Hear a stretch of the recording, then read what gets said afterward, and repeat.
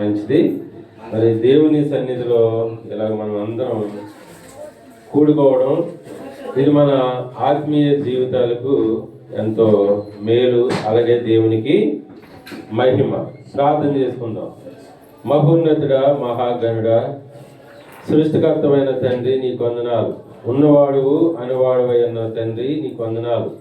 నిన్న నేడు ఏకరీతికున్న దేవుడువు, నిరంతరము పరిశుద్ధుడు పరిశుద్ధుడు పరిశుద్ధుడని కొనియాడబడుతున్న తండ్రి, నీకు వందనాలు, స్తోత్రాలు. ఇవనైనా శూన్యము నుండి సమస్తమును కలగజేసిన వాడువు, నిరాకారం నుండి ఆకారము కలగజేసిన గొప్ప దేవుడు తండ్రి, నీకు వందనాలు, స్తోత్రాలు. ఇదిగోనైనా ఇలాగ ఈ దినాన్నైనా మీరు మా జీవితాల్లో అనుగ్రహించారు. ఈ చక్కని సమయంలోనైనా ప్రభు మీ సన్నిధిలోనైనా మమ్మల్ని సమకూర్చారు ప్రభు. అందుని బట్టి వందనాలు. సజీవులే కదయా నిన్ను స్తుతించదరని మీరు సెలవిచ్చిన రీతిగా ఈ దినంలోనైనా ఈ సమయంలో నిన్ను స్తుతించాలని, నీ నామాన్ని గణపరచాలని, నీ యందు ఆనందించాలని ప్రభు మమ్మల్ని మీ సజీవ లెక్కలో ఉంచినందుకు వందనాలు, స్తోత్రాలు చెల్లిస్తున్నాం. ఎక్కడ ఇద్దరు ముగ్గురు కూడిన నామాన ఏకీభవిస్తారో వారి మధ్యన ఉంటానని సెలవిచ్చిన దేవుడు, ఈ సమయంలో మీరు మా మధ్యన ఉన్నారని నీకు వందనాలు, స్తోత్రాలు చెల్లిస్తున్నాం. అలాగే ప్రభు ఈ సమయంలో మా మధ్యనే కాదు కానీ ఇవనైనా ఎక్కడ ఏ స్థలాల్లో సకల పరిశుద్ధులు చేరి మిమ్మల్ని స్తుతిస్తున్నారో, మీ నామాన్ని గణపరుస్తున్నారో వారి మధ్య మీరు ఉండమనినైనా ప్రతి స్థలంలో మీరుండినైనా మీరు మహిమ పొందమని నీకు వందనాలు, స్తోత్రాలు చెల్లిస్తున్నాం. అల్పులమైన అయోగ్యులమైన మమ్మల్ని మీరు ప్రేమించినైనా ఇగో సంవత్సరం అనే దయాకిరీటాన్ని మీరు మాకు అనుగ్రహింపజేసినందుకు వందనాలు, స్తోత్రాలు చెల్లిస్తున్నాం. తండ్రి నాయన ఇలా కూడుకోవడానికి మీరు చక్కని అవకాశాన్ని అనుగ్రహించారు. వచ్చిన నీ బిడ్డలను బట్టి వందనాలు ప్రభు. మీ చేతి మీద ఇంకా అనేక మందిగా రావాల్సిన వారు ఉన్నారు.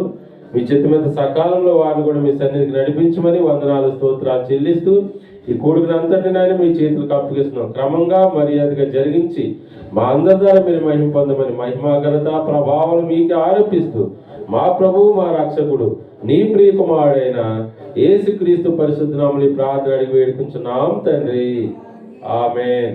మంచిది. ప్రియమైన దేవుని వారలారా, మన వాక్యాన్ని మనం చదువుకుందాం. కీర్తనల గ్రంథము 65వ అధ్యాయము 11వ వచనాన్ని మనం చదువుకుందాం. కీర్తనల గ్రంథము 65వ అధ్యాయము 11వ వచనాన్ని మనం చదువుకుందాం. 65:11 సంవత్సరమును నీ దయా కిరీటము ధరింపజేసి ఉన్నావు, నీ జాడలు సారము వెదజల్లుచున్నవి. ప్రియమైన దేవుని వారలారా, ఇక్కడ భక్తుడు చక్కగా రాస్తున్నాడు. సంవత్సరము అనే దయా కిరీటాన్ని దేవుడు మనకి ధరింపజేసి ఉన్నాడు కదా. ఆయన దయామయుడు. ప్రియమైన దేవుని వల్ల మన దేవుడు దయామయుడు. మరి ఈ సంవత్సరాన్ని మనం అనుభవించాలని, ఈ సంవత్సరంలో కూడా మనం దేవుణ్ణి స్తుతించాలని, ఈ సంవత్సరంలో ఆయన్ని మనం ఆరాధించాలని, ఈ సంవత్సరంలో ఆయన నామాన్ని మనం గొప్ప చేయాలని దేవుడు ఈ దయా కిరీటం అనే సంవత్సరాన్ని దేవుడు మనకు ధరింపజేశాడు. ప్రియమైన దేవుని వల్ల అయితే ఈ కిరీటాన్ని, ఈ సంవత్సరాన్ని పొందుకోవడానికి మనకి ఏ అర్హత లేదు. కానీ ఆయన దయామయుడు కాబట్టి, ఆయన కనికర పూర్ణుడు కాబట్టి, ఆయన దయామయుడు, దయచూపించే దేవుడు కాబట్టి ఇగో ఈ సంవత్సరం అనే దయా కిరీటాన్ని దేవుడు మనకి ధరింపజేశాడు. ప్రియమైన వాళ్ళ మరి ఈ సంవత్సరాన్ని చూడకుండా నిన్న దినాన్ని కూడా రాత్రి కాల సమయంలో కూడా ఎంతో మంది చనిపోయారు. మరి వారికంటే మనం ఏమాత్రము శ్రేష్ఠులు కాదు. కానీ ఆయన యొక్క కరుణ, ఆయన యొక్క దయ, ఆయన యొక్క ప్రేమ మనపై ఎంతో హెచ్చుగా ఉంది. కాబట్టి ఈ సంవత్సరాన్ని ప్రియ దేవుని బిడ్డలారా దేవుడు మనకి అనుగ్రహించాడు. కిరీటం ఎవరు ధరించుకుంటారు? కిరీటాలు ఎవరు ధరించుకుంటారు? రాజు ధరించుకుంటారు కిరీటాలు కదండి. మరి ఈరోజు మనం కూడా రాజులమే. మన దేవుడు రాజు, మన దేవుడు రాజులకు రాజు అయి ఉన్న దేవుడు ప్రియ దేవుని బిడ్డ. అందుకనే ఆ సంవత్సరం అనే దయా కిరీటాన్ని మనకు కూడా ధరింపజేసి ఉన్నాడు ప్రియ దేవుని బిడ్డ. మనకు కూడా రాజులమే కదా.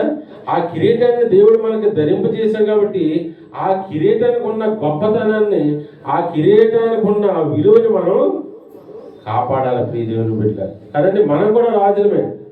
మొదటి పేతురు చూడొకసారి, మొదటి పేతురు 2:9 ఇలాగ రాయబడింది. మొదటి పేతురు 2:9 అయితే మీరు చీకట్లో నుండి ఆశ్చర్యకరమైన తన వెలుగులోకి మిమ్మల్ని పిలిచిన వాని గుణాతిశయములను ప్రచురము చేయు నిమిత్తము ఏర్పరచబడిన వంశమును, రాజులైన యాజక సమూహము. చూసారు దేవుని బిడ్డలారా, మనం కూడా ఎవరమంట? ఏర్పరచబడిన వంశమును, రాజులైన యాజకులు అంట ప్రియ దేవుని బిడ్డలారా. కదండి, మన దేవుడు రాజు అండి. మన దేవుడు రాజులకి రాజు మన దేవుడు. అందుకనే ఇగో మనల్ని కూడా రాజులుగా జీవించాలని ఇగో ఆ కిరీటాలు మనకి ధరింపు చేసి ఉన్నాడు ప్రియ దేవుని. మన దేవుడు ప్రత్యేకపరుచుకున్నాడు.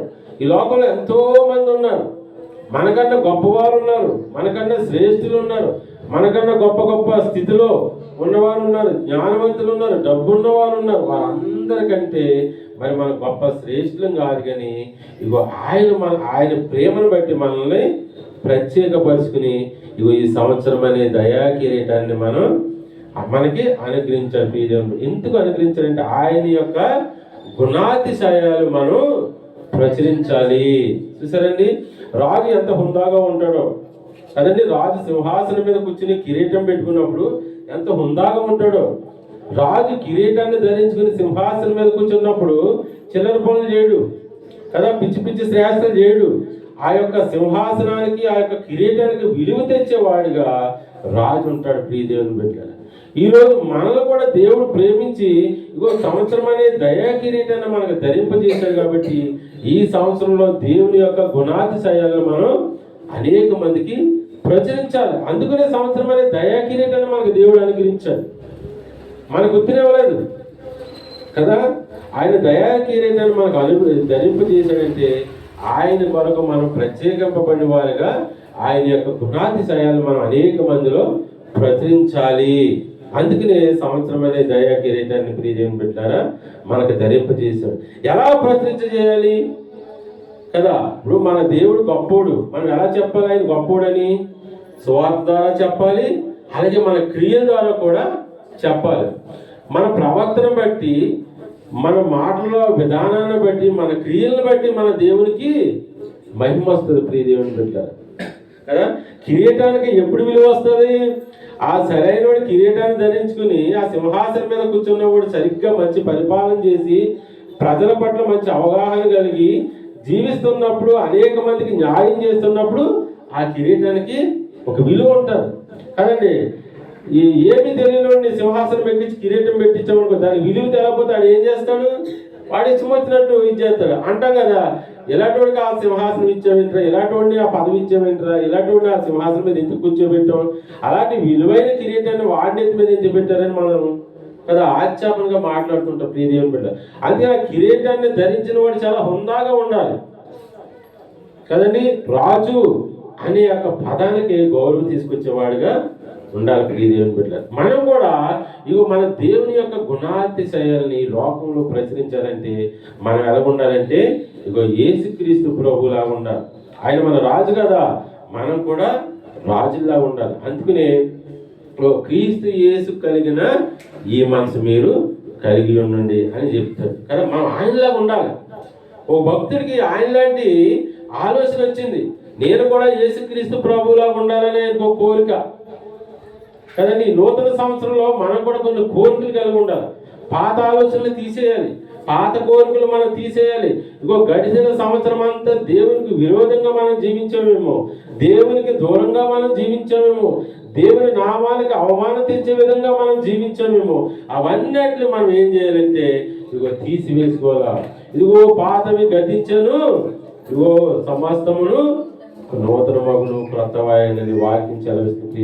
ఇగో పాత ఆలోచనలన్నీ మనలో తీసేయాల, పాత కోరికలన్నీ తీసేయాల, పాత స్వభావం అంతా తీసేసి నూతన స్వభావం మనం ధరించుకోవాలి. ప్రియ దేవుని బిడ్డలారా, నూతనంగా కోరికలు ఉండాలి. ఇగో ఈ సంవత్సరం అంతా నేను నా కొరకు జీవించాను, ఈ సంవత్సరం అంతా పాపంలో జీవించాను, ఇగో దేవుడు నన్ను ప్రేమించి ఈ సంవత్సరాన్ని పొందుటకు అర్హుడిని కాకపోయినా, ఈ సంవత్సరం అనే దయా కిరీటాన్ని నేను పొందుకుంటాక అర్హురాలను కాకపోయినా దేవుడు నన్ను ప్రేమించి ఇగో తన కృప చెప్పిన తన దయా కిరీటం నాకు ధరింపజేస్తున్నాడు. కాబట్టి ఈ నూతన సంవత్సరంలో నేను దేవుని కొరకు జీవిస్తానని ఒక నూతనమైన కోరికలతోటి మనం జీవించాలి. ప్రియ దేవుని బిడ్డ కదండి. అందుకనే చూడండి, దేవుడు మన కోరికల్ని సిద్ధింపజేస్తాడు. 20వ కీర్తన ఒకసారి చూడమ్మా, 20వ కీర్తన 4వ వచనం.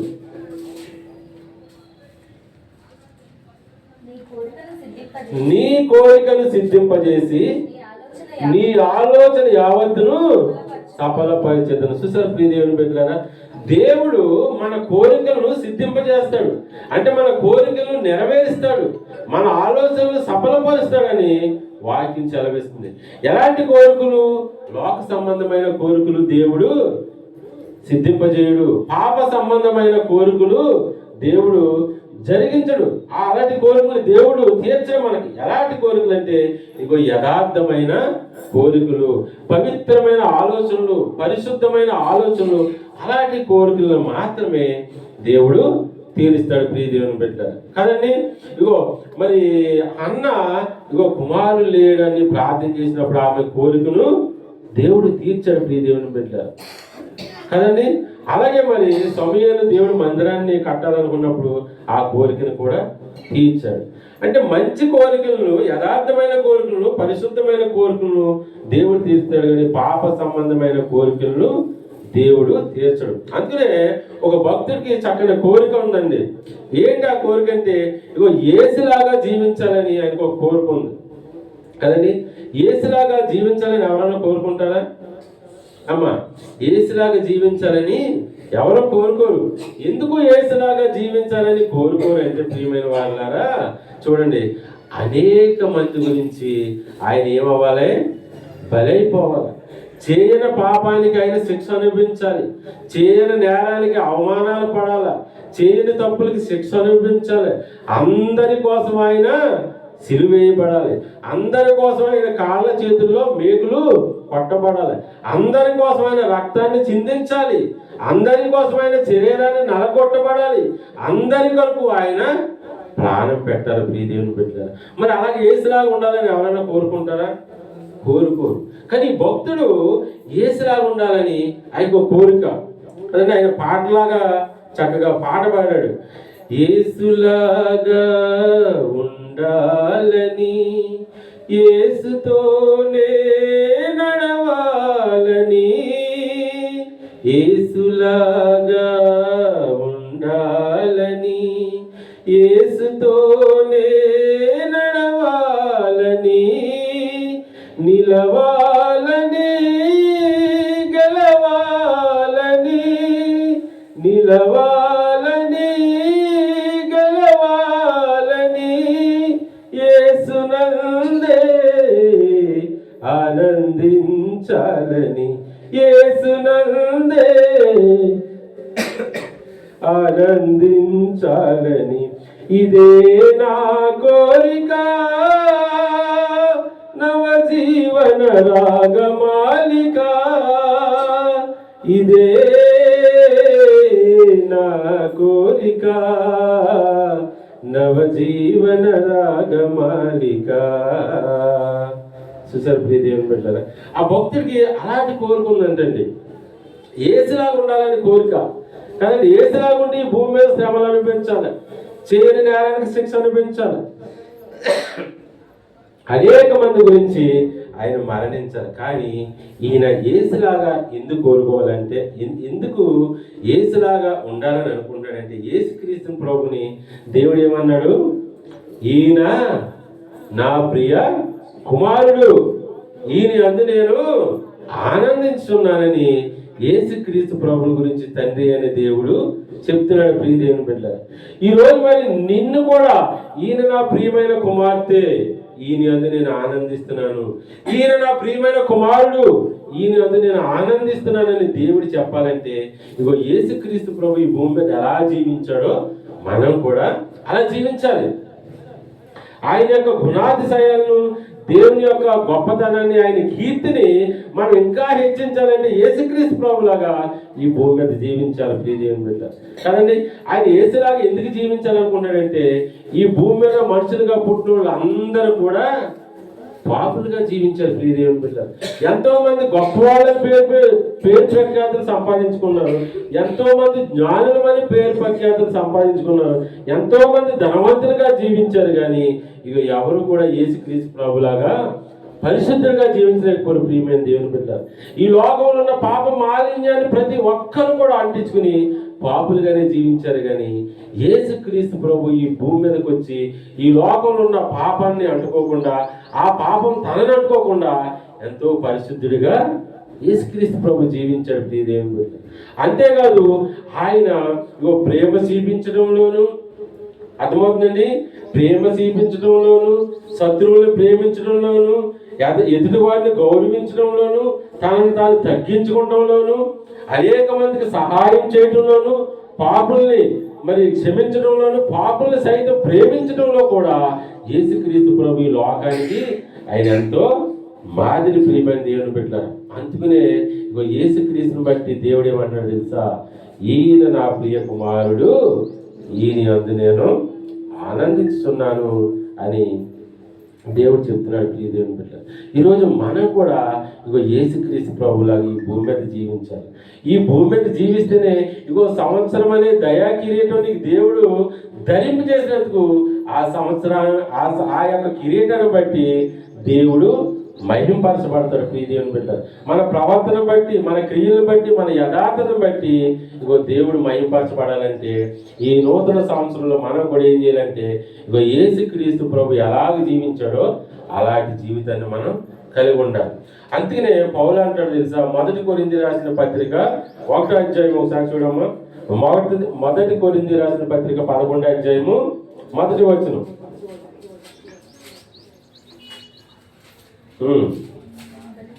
1 కొరింథీ 11 1వ వచనం.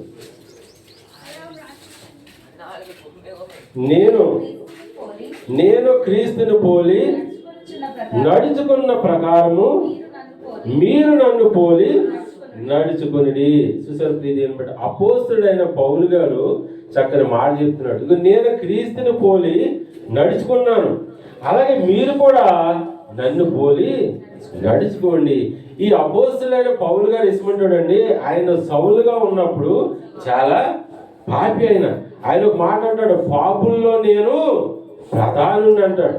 ఆయన సౌలుగా ఉన్నప్పుడు ఆయన జీవితం ఎంత భయంకరమైన జీవితమో తెలుసండి. ఆయన అంటాడు, నేను దోషకుండు, హింసకుండు, హానికరుడునై ఉన్నాను. దేవుని సంఘాన్ని మరి విపరీతంగా హింసించేవాడు, దేవుని ప్రజల్ని శిక్షించేవాడు, దేవుని ప్రజల్ని అనేక మందిని ఆయన సంహరించేవాడు. ప్రియ దేవుడు అలాంటి భయంకరమైన సౌలు పౌలుగా మారినప్పుడు ఆయన ఏం పేరు తెచ్చుకున్నాడు తెలుసా, పరిశుద్ధ పౌలుగా మంచి పేరుని సంపాదించుకున్నాడు. ప్రియ దేవుని బిడ్డ ఆయన అప్పుడు ఆయన కోరిక వచ్చింది, యేసుక్రీస్తు ప్రభువుతో నడిచాడు.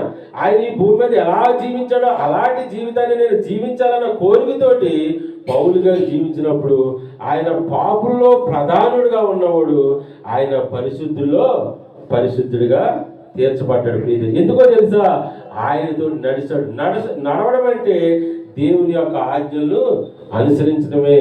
ప్రియ దేవుని బిడ్డ దేవుడు చెప్పిందని చేయడమే, దేవుడి పట్ల యథార్థత కలిగి జీవించడమే, పాపమును విడిచిపెట్టి పరిశుద్ధంగా జీవించడమే నడుచుకోవడం అంటే. ప్రియ దేవుని బిడ్డ అందుకనే పౌలు నేను పాపుల్లో ప్రధానిని చెప్పుకున్న పౌలు పరిశుద్ధుడిగా మారాడు. ఈ యేసుక్రీస్తు ప్రభు ఈ లోకంలో అనేక మంది గురించి ఎలాంటి శ్రమలు అనిపించాడో, అనేక మంది గురించి ఎలాంటి అవమానాలు భరించాడో, అనేక మంది గురించి ఎలాంటి నిందలు మరి ఆయన మోసాడో, దేవుని ప్రజల గురించి అనేక మందిని దేవుని వైపు నడిపించాలని అపోస్తలుడైన పౌలు కూడా యేసుక్రీస్తు ప్రభులాగా ఎన్నో శ్రమలు అనిపించాడు. దేవుని బిడ్డలారా, అనేక మందిని ఆయన వైపు నడిపించాలని ఎన్నో శ్రమలు, ఎన్నో కష్టాలు అనిపించాడు.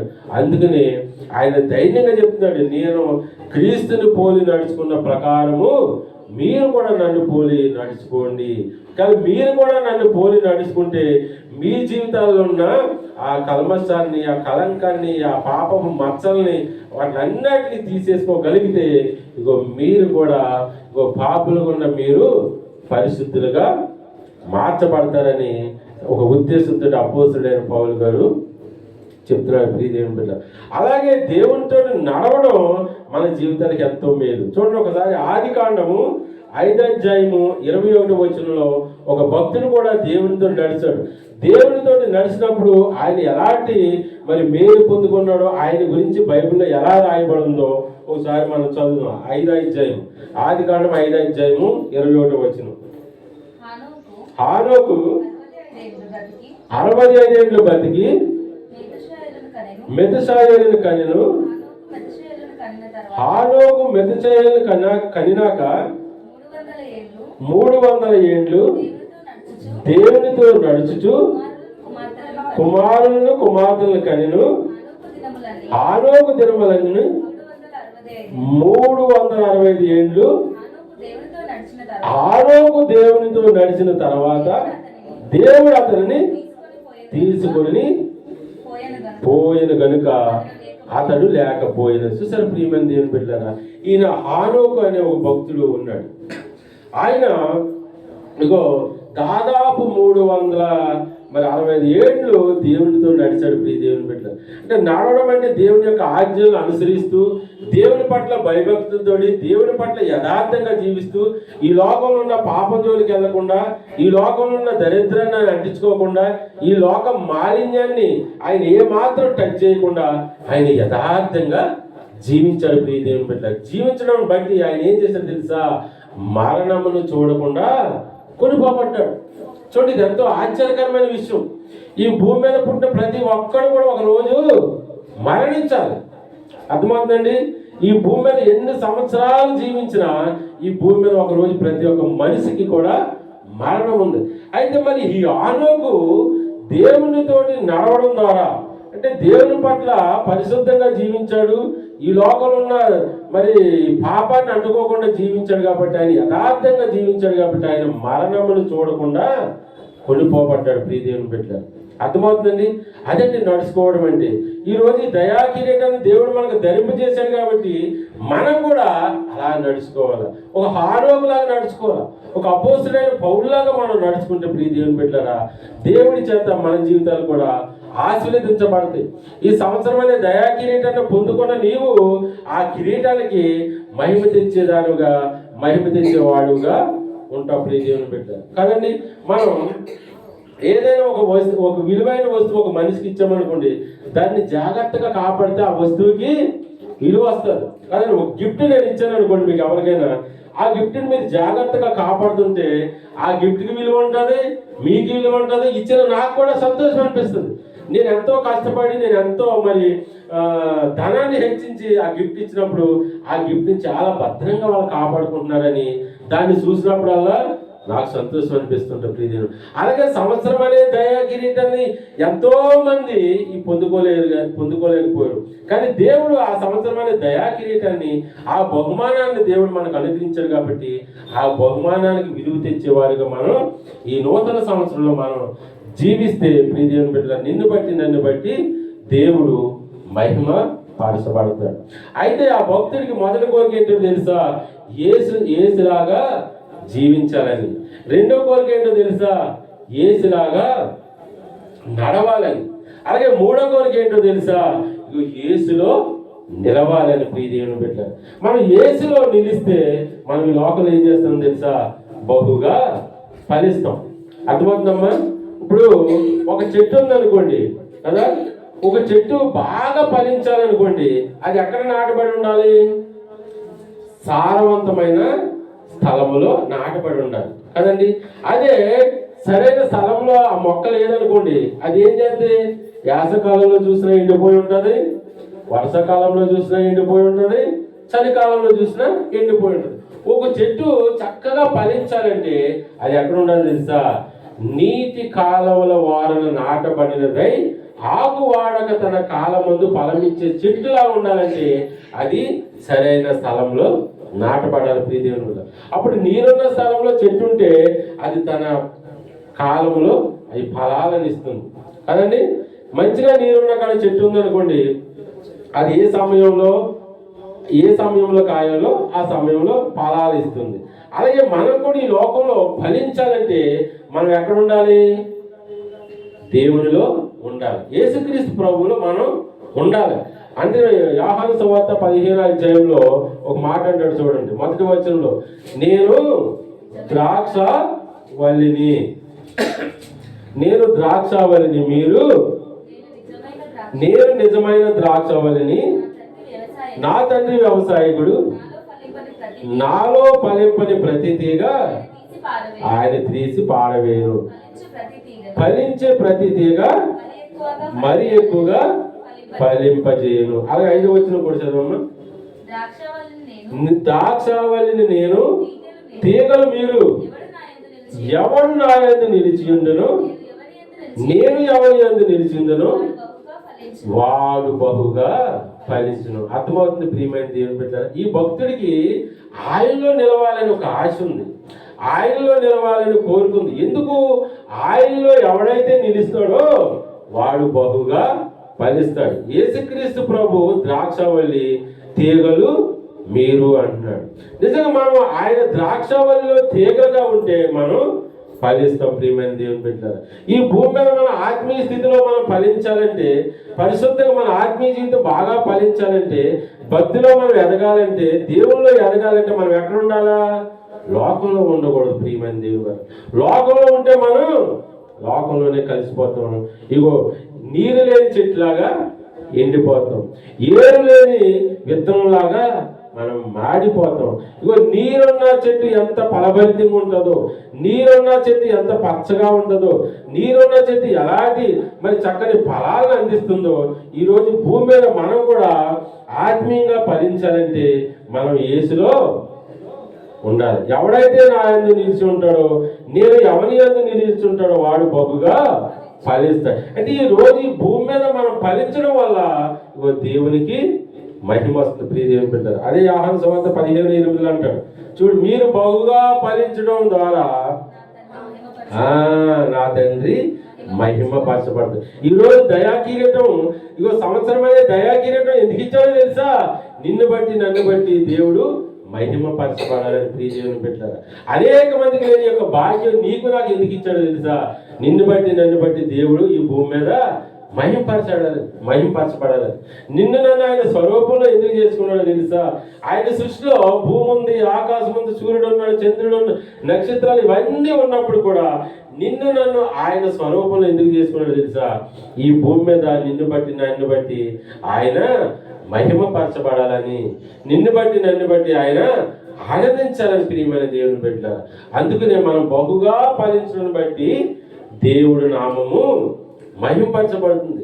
మనం బహుగా ఫలిస్తే ఇగో దేవునికి మహిమ కలుగుతుంది ప్రియదేవుడు. అందుకనే దేవుడు దయా సంకల్పం, ఈ దయా కిరీటాన్ని దేవుడు మనకి ధరింపు చేశాడు. అందుకని ఆ భక్తుడికి అదే ఆయనలో నిలవాలని, ఆయనలో నిలిస్తే నేను ఈ లోకంలో నేను ఫలిస్తాను, నేను దేవుని కొరకు బహుగా ఫలిస్తాను.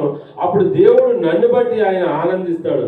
యేసుక్రీస్తు ప్రభుని ఎలాగైతే ఈయన నా ప్రియకుమారుడు, ఈయన అంతా నేను ఆనందిస్తున్నానని దేవుడు ఎలాంటి వాగ్దానం అయితే చేశాడో, దేవుడు ఎలాగైతే యేసుక్రీస్తు ప్రభుని గురించి చెప్పాడో, అలాగే నన్ను సృజించిన నా దేవుడు, నన్ను తన స్వరూపంలో చేసుకున్న నా దేవుడు, ఆయనకి నేను మహిమకరంగా ఆయన నేను జీవించాలంటే, ఆయన కొరకు నేను ఫలించాలంటే నేను ఎక్కడ ఉండాలి? ఇగో ద్రాక్షవల్లి ఆయన అయితే ఆయనలో నేను తీగ వలె ఉంటేనే నేను ఫలిస్తానని ఆ భక్తుడికి కోరిక ప్రియమైన దేవుడు కదండి. మొదట ఆయనలాగా ఉండాలని, రెండోది నీకు ఆయనలాగా నడవాలని, మూడోది ఏంటో తెలుసా? ఆయనలో నిలవాలని, తర్వాత గెలవాలని ప్రియమైన దేవుని పెట్టారు కదా. ఈ లోకాన్ని ఎవ్వరూ గెలవలేకపోయారు, ఈ లోకంలో ఉన్న పాపాన్ని ఎవ్వరూ గెలవలేకపోయారు ప్రియమైన దేవుని పెట్టారు కదండి. ఈ లోకంలో ఉన్న మలినాన్ని అంటుకోకుండా ఎవ్వరూ గెలవలేకపోయారు. కానీ యేసుక్రీస్తు ప్రభు మాత్రమే గెలిచాడు. అందుకని అంటాడు కదా, నాలో పాపం ఉందని మీలో ఎవరైనా నిరూపించగలరా, మీరు ఎవరైనా కనుక్కోగలరా అని ప్రపంచానికి ఒక చక్కని మాదిరికరమైన మాట యేసుక్రీస్తు ప్రభు అందించాడు కదండి. ఒక సవాల్ చేశాడు. ఆయన్ని ఇప్పుడు కూడా ఇగో బైబిల్లో అనేక తప్పులు ఉన్నాయని నెరుగుతూ అనేక మంది బైబిల్ చదువుతారు. ప్రియదేవుని పెట్టారు. బైబిల్లో ఎలాంటి తప్పు కనుగొనలేక యేసుక్రీస్తు ప్రభు పాదాల దగ్గర ఎంతో మంది మోకరించారు. ఈ రోజు ఇంకా అదే ప్రయత్నం జరుగుతుంది. కానీ ఒక రోజు వాళ్ళందరూ కూడా ఇగో యేసుక్రీస్తు ప్రభు పాదాల దగ్గర మోకరించారు. ఎందుకంటే ఆయనలో ఏ పాపము లేదు. ఈ ప్రపంచంలో ఎవరు కూడా దాన్ని నిరూపించలేరు, అది అసాధ్యం కదా. ఈరోజు ఆయన ఈ లోకంలో పాపాన్ని జయించాడు. ప్రియదేవుని బిడ్డ, అందుకనే చూడండి యోహాను సువార్త మరి 16వ అధ్యాయం 33వ వచనంలో ఇలా రాయబడింది. యోహాను సువార్త 16వ అధ్యాయం 33వ వచనం, నాయందు మీకు సమాధానము కలుగునట్లు ఈ మాటలు మీతో చెప్పుచున్నాను. ఈ లోకంలో మీకు శ్రమ కలుగును, అయినను మీరు ధైర్యము తెచ్చుకోండి, నేను లోకమును జయించి ఉన్నాను. చూసారు ప్రియదేవుడు, యేసుక్రీస్తు ప్రభువుని లోకాన్ని జయించాడు. ఎలా జయించాడు తెలుసా? ఇగో కత్తులు పట్టుకుని జయించలేదు, యుద్ధాలు చేసి జయించలేదు, లేకపోతే బాంబులు పట్టుకుని జయించలేదు. కానీ ఇగో ప్రేమతోటి లోకాన్ని జయించాడు. ప్రియమైన దేవుని బిడ్డ కదా. అందుకే నా భక్తుడికి అదే కోరిక, నేను కూడా జయించాలని ఆయన కోరిక, గెలవాలని. ఈ లోకంలో ఉన్న పాపాన్ని ఎవడో గెలవలేకపోయాడు ప్రియమైన దేవుని బిడ్డ. కానీ యేసుక్రీస్తు ప్రభు మాత్రమే ఈ లోకంలో ఉన్న పాపాన్ని, ఈ లోకంలో ఉన్న మలినాన్ని అన్నిటిని కూడా ఆయన జయించాడు. ఈరోజు మనం కూడా జయించాలంటే ప్రియ దేవుని బిడ్డలారా, ఇగో యేసుక్రీస్తు ప్రభువులో మనం నిలిచి ఉండాలి కదండి. అలాగ మనం ఎవరైతే జయిస్తామో చూడండి, ఒకసారి ఈ లోకం నిండా పాపం ఉందండి కదా. ఈ లోకంలో ఉన్న పాపాన్ని అంటించుకోకుండా, ఈ పాపం చేయకుండా ఈ భూమి మీద ఎవ్వరు కూడా బతకలేదు. కానీ యేసుక్రీస్తు ప్రభువుకి అది ఎలా సాధ్యమైంది? ఇప్పుడు ఉదాహరణ చూడండి, తామరాకు తెలుసు కదా మనందరికీ. తామరాకు ఎక్కడ ఉంటుంది అమ్మా? అండాలమ్మ గారు, తామరాకు ఎక్కడ ఉంటుంది? నీటిలో ఉంటుంది. దాని పుట్టిక, దాని పెరుగుదల అంతా కూడా నీటిలోనే ఉంటుంది. కానీ ఆ తామరాకు నీటిలోంచి ఒకసారి బయటికి తీస్తే అప్పుడు దాకా నీటిలో ఉంటుందండి. అప్పుడు దాకా నీటిలో ఉన్నప్పుడు కూడా ఒక్కసారి మనం బయటకు తీసినప్పుడు అసలు ఆ నీరు చుక్క కానీ అది నీటిలోంచి బయటకు వచ్చిన ఆనవాళ్ళు కూడా లేకుండా, అలాంటి స్వభావం ఆ తామరాకు కొంత ప్రియమైన దేవుడు కదండి. మనం అనుకుంటాం ఈ లోకం నిండా పాపం ఉంది, ఈ లోకం నిండా దరిద్రం ఉంది, మరి ఈ లోకం నిండా మరి కల్మషం ఉంది కాబట్టి మనకు అసాధ్యమండి. తప్పదు, కొన్నిసార్లు మనం కూడా అలాగే ఉండాలని కొన్ని విషయాలు మనం కాంప్రమైజ్ అయిపోతుంటాం ప్రియ దేవుని. మరి యేసుక్రీస్తు ప్రభు ఈ లోకంలోకి వచ్చి కాంప్రమైజ్ అయ్యాడా? ఆయన ఎన్ని శ్రమలు అనిపించాడండి, ఎన్ని కష్టాలు అనిపించాడు. ఆయన చేయని నేరాలకి కదా ఎన్నో నిందలు అవమానాలు భరించాడు. కానీ ఈ లోకంలో ఉన్న దేన్ని కూడా ఆయన అంటుకోకుండా పరిశుద్ధంగా జీవించాడు. నేను పరిశుద్ధులై ఉన్నాను కాబట్టి మీరు కూడా పరిశుద్ధులై ఉండు అని వాక్యం చదివిస్తుంది కదండి. మన దేవుడు పరిశుద్ధుడండి, మన దేవుడు యథార్థవంతుడు, మన దేవుడు న్యాయవంతుడు, మన దేవుడు ప్రేమామయుడు. కాబట్టి ఈరోజు మనం కూడా ఆయనలాగా జీవించాలి. అలాగే జీవిస్తే ఈ లోకాన్ని మనం కూడా జయిస్తాం ప్రియ దేవుని బిడ్డలారా కదండి. ఆయన కలిగి ఉన్న మనం ఇక అపోస్తలుడైన పౌలు అంటాడు కదా, నేను క్రీస్తును పోలి నడుచుకున్నాను, మీరు కూడా నన్ను చూసి పోలి నడుచుకోండి. నిజంగా ఆయన నడవలేదనుకోండి, ఆయన పౌలు పాపిలాగా ఉంది. ఆయన జీవితంలో పరిశుద్ధుడు అన్న మాట లేకపోదు. మరి మనం కూడా అలాంటి పరిశుద్ధ దేవుడిని కలిగి ఉన్న మనము రోజు ఆయన మందిరానికి వచ్చి ఆయన మాటలు వింటున్న మనం ఆయన్ని చూసి మనం నేర్చుకోవాలి. ఆయన ఆజ్ఞలను, ఆయన కట్టడలను అనుసరిస్తూ మనం జీవిస్తే ఇక మన జీవితంలో కూడా అన్ని సాధ్యమేనండి. అసాధ్యమైనది ఏది లేదు ఈ లోకంలో. కానీ మనం అసాధ్యాన్ని మనం సుసాధ్యం చేసుకోలేకపోతున్నాం కదండి. కానీ ఎవరైతే ఆయన మాటలు వింటారో, ఎవరైతే ఇగో ఆయనకలాగా నేను జీవించాలి, ఈ సంవత్సరం అనే దయాకిరీటాన్ని దేవుడు నాకు అనుగ్రహించాడు కాబట్టి ఈ సంవత్సరంలో నేను కూడా నూతనంగా కొత్త ఆశలతోటి, కొత్త కోరికలతోటి నేను దేవుని కొరకు జీవించాలని ఒక తీర్మానం చేసుకుంటే దేవుడు మనకు అనుగ్రహిస్తాడండి. అందుకనే కదా ఇప్పుడు ఏం చదువు చూడు, మళ్ళీ ఒకసారి చదువు 16:33. నా యందు మీకు సమాధానం కలిగినట్లు. రోజు మనం వాక్యాలు ఎందుకు వింటాం? మన జీవితాన్ని మనం సరి చేసుకోవడానికి, మన జీవితాన్ని మనం కట్టుకోవడానికి, మన ఆత్మీయ జీవితాన్ని బలపరచుకోవడానికి రోజు దేవుడి మాటలు విన్నాం. ఇవే మన బలపరుస్తాయి. దేవుని వాక్యమే మనల్ని స్థిరంగా నిలబడుతుంది. ఇప్పుడు దేవుని బిడ్డలు ఎన్ని శ్రమలు వచ్చినా, ఎన్ని కష్టాలు వచ్చినా, ఎన్ని శోధనలు వచ్చినా వాటి అన్నిటి నుంచి నిన్ను ఓదార్చేది, నీకు సమాధానం ఇచ్చేది, నెమ్మదినిచ్చేది ఏంటో తెలుసా? ఇగో దేవుని వాక్యం. అందుకని ఆ మాటలు మనకు సమాధానం కలిగినట్లు దేవుడు ఆ వాక్యాన్ని మనకి చెప్తున్నాడు. ఈ లోకంలో మీకు శ్రమ ఉంటుంది, అయినా మీరు భయపడద్దు. ఆ శ్రమ ఎలాగైనా రావచ్చు, ఆర్థికంగా రావచ్చు, శారీరకంగా రావచ్చు, మన బంధువుల దగ్గర నుంచి రావచ్చు, స్నేహితుల దగ్గర నుంచి, ఎలాగైనా శ్రమలు ఈ లోకంలో వస్తాయి. కాబట్టి మీరు వాటిని బట్టి మీరు భయపడద్దు. నేను లోకాన్ని జయించి ఉన్నాను కదా. చూడండి, ఆయన కూడా సామాన్యంగానే జీవించాడు. యేసుక్రీస్తు ప్రభు ఒక రాజు కుటుంబంలో పుట్టలేదండి, అంత గొప్ప ధనవంతుడిగా పుట్టలేదు, కానీ ఆయన ఒక దరిద్రులాగానే మన కొరకు ఈ లోకంలోకి వచ్చాడు. కానీ ఆయన ఎన్ని శ్రమలు అనిపించినా సరే, ఎన్ని కష్టాలు అనిపించినా వాటిలన్నింటినీ కూడా జయించాడు. ఎక్కడ శ్రమలో కుంగిపోలేదు. ఇక నా వల్ల కాదేమో, ఇక నేను దీన్ని భరించలేనేమో, దీన్ని నేను జయించలేనని ఎప్పుడూ యేసుక్రీస్తు ప్రభు మరి నిరాశపడిపోలేదు. ప్రతి దాన్ని కూడా విశ్వాసంతో జయించాడు. తండ్రి వైపు చూస్తూ జయించాడు. ప్రియమైన, అందుకని యేసుక్రీస్తు ప్రభు ఈ భూమి మీదకి వచ్చినప్పుడు ఆయన తండ్రికి మహిమకరంగా జీవించాడు. ఆయన 33.5 సంవత్సరాలు ఈ జీవితంలో ఈ భూమి మీద జీవించినప్పుడు దేవునికి మహిమకరంగా జీవించాడు. ప్రియ దేవుని బిడ్డ, మరి ఇక దేవుడు గడిచిన కాలం అంతా తన రెక్కల్లో నిన్ను భద్రపరిచి, తన కృపలో నిన్ను భద్రపరిచి, తన కాపుదలలో నిన్ను భద్రపరిచి, ఈ సంవత్సరం అనే దయాకిరీటాన్ని నీకు దేవుడు అనుగ్రహించినందుకు ఇవాళ మరి ఎలాంటి తీర్మానాన్ని మనం తీసుకోవాలో ఆలోచించారు. ప్రియ దేవుని బిడ్డ కదండి. ఇంకా పాపపు ఆలోచనతో, ఇంకా పాపపు కోరికలతో, ఇంకా అదే జీవితం అనిపిస్తే సంవత్సరం అనే దయాకిరీటాన్ని పొందుకున్నా నీకు ఉపయోగం లేదు, దేవునికి దానివల్ల మహిమ కూడా రాదు. కాబట్టి నూతనమైన కోరికలతోటి కదండి, నూతనమైన ఆలోచనలతోటి ఈ సంవత్సరం నేను దేవుని కొరకు జీవిస్తాను. ఇగో గడిచిన సంవత్సరంలో దేవునికి నేను ఏ విషయంలో విరోధంగా ఉన్నానో, ఏ విషయాల్లో దేవునికి దూరంగా ఉన్నానో, ఇంకా అవన్నిటిని తీసేసి నేను ఈ నూతన సంవత్సరంలో దేవునికి దగ్గరగా జీవిస్తాను.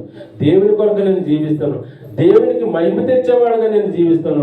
ఇగో సంవత్సరమైన దయ కిరీటాన్ని దేవుడు నాకు ధరింపజేసినందుకు ఆ యొక్క కిరీటానికి మరి ఘనత తెచ్చేవాడుగా, ఆ కిరీటానికి నేను విలువ తెచ్చేవాడుగా నేను జీవిస్తానని ఈరోజు ఒక తీర్మానం చేసుకుంటే ప్రియ దేవుని బిడ్డలారా, సంవత్సరం అనే దయ కిరీటాన్ని దేవుడు మనకి అనుగ్రహించి చేసినందుకు ఆయన మనల్ని బట్టి ఎంతగానో ఆనందిస్తాడు. అలాగే 5వ విషయం ఏంటో తెలుసా? ఆయన ఆనందించాలని ప్రియ దేవుని బిడ్డలారా కదండి. ఆ భక్తుడికి ఉన్న 5వ కోరిక ఏంటో తెలుసా? నేను ఆనందించాలని ఆయన యొక్క కోరిక. ఎక్కడ దొరికింది ఈ ఆనందం? లోకంలో దొరికింది ఆనందం? లోకంలో దొరకదు. ఒకవేళ అది దొరికినా అది కొంతకాలమే. ఆ ఆనందాన్ని మనం పొందుకోవాలంటే మన సమయాన్ని వెచ్చించాలి, మన ఆరోగ్యాన్ని పాడు చేసుకోవాలి, డబ్బుల్ని ఖర్చు పెట్టాలా, ఎంత చేసినా సరే అది కొంతవరకే ప్రియ దేవుని బిడ్డ. కానీ దేవుల్లో ఉన్న ఆనందం శాశ్వతమైన ఆనందం. అది ఎప్పుడు ఇహమందు కూడా పరమందు కూడా ఉంటుంది. ఆ ఆనందం ఎక్కడ? యేసుక్రీస్తులో మాత్రమే దొరికింది ప్రియమైన దేవుడు. ఆ ఆనందం ఉచితంగా ఇచ్చేది, ఉచితంగా మనం పొందుకునే ఆనందం. అది దేవుడి దగ్గర ఉన్న ఆనందం డబ్బులు పెట్టి కొనుక్కునే అవసరం లేదు, మనం ఎక్కడికెక్కడికో వెళ్ళవసరం లేదు, ఇవి లోక సంబంధంగా ఆనందించాలని సినిమాలకు వెళ్ళవసరం లేదు, షికారులకు తిరిగే అవసరం లేదు, మందు తాగా అవసరం లేదు. ఇవన్నీ కూడా ఆ ఆనందం కోసం పరిగెడితే దానివల్ల మనం ఎంతో నష్టపోతాం కదండి. ఈ లోక సంబంధమైన ఆనందం కోసం పరిగెడితే మనం ఎక్కడ పడుతుందో తెలుసా? బోర్లుగా పడిపోతాం ప్రియమైన దేవుని మీద. ఆ ఆనందం మన శాశ్వతంగా ఉండదు, కానీ దానివల్ల ఎంతో కష్టాన్ని మనం కొని తెచ్చుకుంటాం. దేవునిలో ఉన్న ఆనందం శాశ్వతమైన ఆనందం.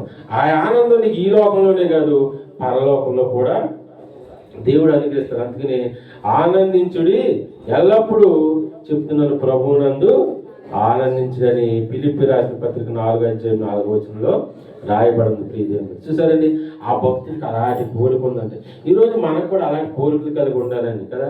మనం ఈ లోకంలో యేసుక్రీస్తు ప్రభు మన జీవితంలో లేకపోతే ఏమున్నా కూడా అవన్నీ వ్యర్థమే. యేసుక్రీస్తు ప్రభు మన జీవితంలో ఉంటే, మనం ఆయనలో ఉంటే, ఇగో ఎవడైతే నా యందు ఉంటాడో, ఎవడు నా యందు నిలిచి ఉండునో, నేను ఎవని యందు నిలిచి ఉండును వాడు బహుగా ఫలిస్తాడని వాక్యం చదివిస్తుంది. ప్రియ దేవుని బిడ్డ, యేసుక్రీస్తు ప్రభు మనలో ఉంటే, మనం ఆయనలో ఉంటే బహుగా ఫలిస్తాం. అలా మనం ఫలించడం బట్టి దేవుడు మహిమ పరచబడతాడు. ప్రియ, అందుకని ఆయన మహిమార్థమే ఈరోజు దేవుడు, నీకు అర్హత లేని మనకే కదా, ఆయన దృష్టికి మనం ఏ యోగ్యులం కాదు, ఎటువంటి అర్హత లేనప్పుడు కూడా ఆయన మనల్ని బట్టి తన నామాన్ని మహిమపరచుకోవాలని ఈరోజు సంవత్సరం అనే దయా కిరీటాన్ని దేవుడు మనకి ధరింపజేశాడు. ప్రియమైన దేవుని బిడ్డ, మరి దయా కిరీటాన్ని పొందుకున్న మనం దేవుని మహిమ తెచ్చేవారుగా ఆయన కొరకు ఈ భూమి మీద మనం ఫలించాలి. ఫలిస్తే దేవుడు సంతోషిస్తాడు. ఇంకా అనేకమైన దీవులతోటి ఈ కొత్త సంవత్సరంలో మనల్ని, మన కుటుంబాలని దేవుడు ఆశీర్వదిస్తాడు. అలాగా తన కృపలో భద్రపరుస్తూ నడిపిస్తాడు. అలాగే మరి ఈరోజు దేవుడు తన మాటలు మన హృదయాల్లో నీరు కట్టి ఫలింపు చేసి తన మాటలను బలపరిచి మన అభివృద్ధిలోకి నడిపించును గాక. ఆమేన్. దేవుడు తన మాటలు దీవించును గాక. ఆమేన్. ప్రార్థన చేసుకుందాం. పరిశుద్ధుడా, ప్రేమ నమ్మకం కలిగిన మా పరలోక తండ్రి, నీకు వందనాలు స్తోత్రాలు చెల్లిస్తున్నాం.